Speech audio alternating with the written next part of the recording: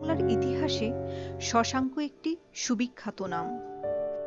তিনি প্রথমে স্বাধীন গৌড়রাজ্য প্রতিষ্ঠা করেন। এরপর গৌড়রাজ্যের সীমা মগধ সাম্রাজ্যের দক্ষিণ বিহার ও উড়িষ্যার উত্তরাঞ্চলে বৃদ্ধি করেছিলেন।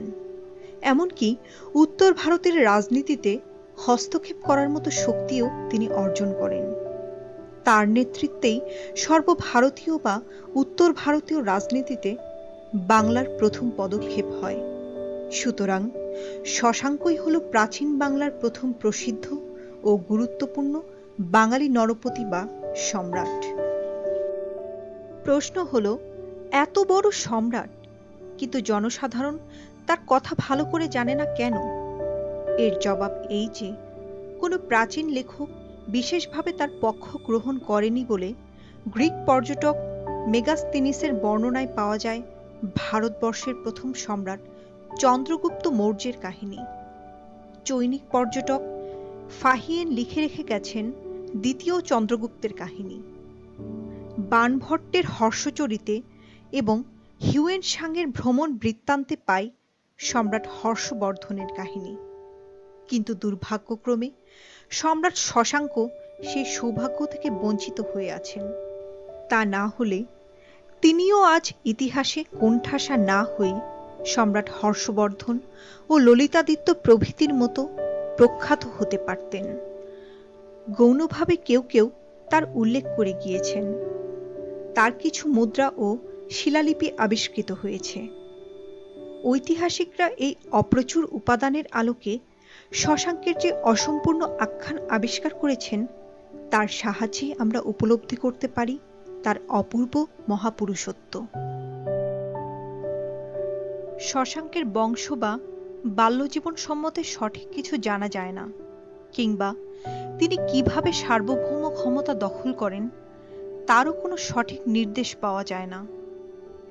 প্রাচীন রোহিতাশ্বরে গিরিগাত্রে একটি সিলের ছাঁচ পাওয়া গেছে। তাতে শ্রী মহাসামন্ত শশাঙ্ক এর নাম খোদিত আছে। সেই ক্ষেত্রে মনে করা হয় যে গৌড়রাজ্যের সার্বভৌম ক্ষমতা দখল করার আগে শশাঙ্ক মহাসামন্ত ছিলেন এবং খুব সম্ভবত পরবর্তী গুপ্তবংশীয় মহাসেনগুপ্তই তার অধিরাজ ছিলেন। কোনো কোনো ঐতিহাসিক মনে করেন যে শশাঙ্ক মৌখরী রাজ্যের অধীন সামন্ত ছিলেন।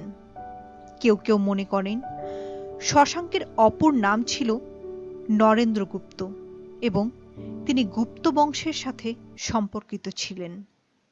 রাখালদাস বন্দ্যোপাধ্যায় শশাঙ্ককে মহাসেনগুপ্তের পুত্র বা ভ্রাতুষ্পুত্র বলে মত পোষণ করেছেন, যদিও এই সকল মতের পক্ষে তেমন কোনো প্রমাণ নেই।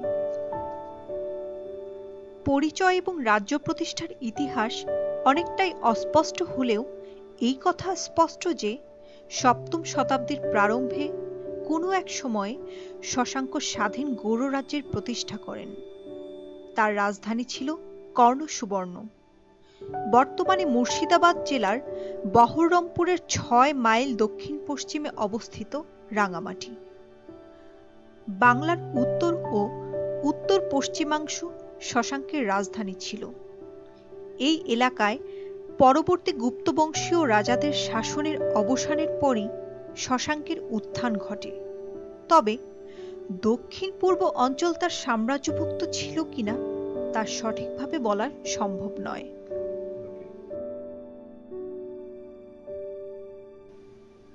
উত্তর ভারতে শশাঙ্কের প্রধান প্রতিদ্বন্দ্বী ছিলেন মহারাজা হর্ষবর্ধন।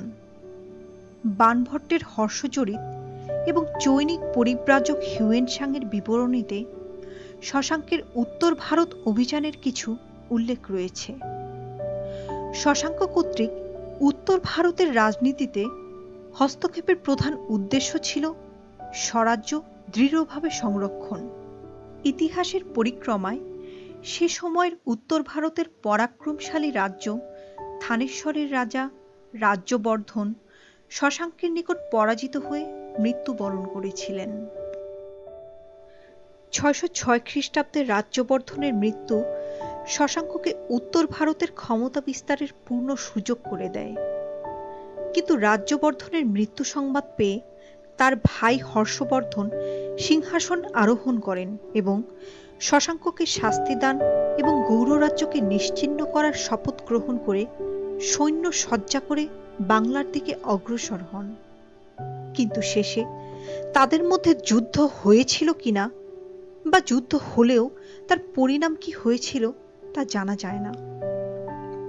তবে এটুকু নিশ্চিতভাবে জানা যায় যে 619 খ্রিস্টাব্দ পর্যন্ত শশাঙ্ক সার্বভৌম ক্ষমতার অধিকারী ছিলেন এবং 637 খ্রিস্টাব্দের অল্পকাল পূর্ব পর্যন্ত স্বীয় রাজ্যে অধিষ্ঠিত ছিলেন।